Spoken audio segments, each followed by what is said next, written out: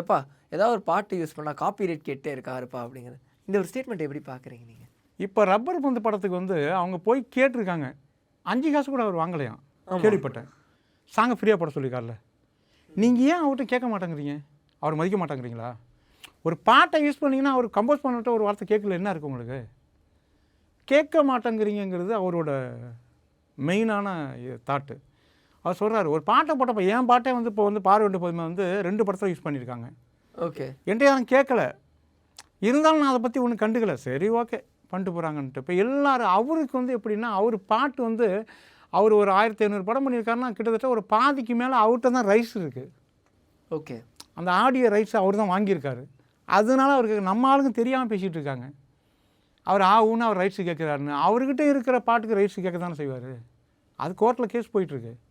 Sony நிறுவனத்துக்கும் அவருக்கும் போயிட்டுருக்கு. அது அவர்கிட்ட இருக்க ரைட்ஸே இவங்கெல்லாம் எடுத்து போடக்குள்ள அவர் கேட்குறாரு. அவர் கோர்ட்டு மூலம் பார்த்துக்கிறாரு. அது நம்ம கோர்ட்டில் இருக்கிறனால நிறைய அதை பற்றி பேச தேவையில்ல.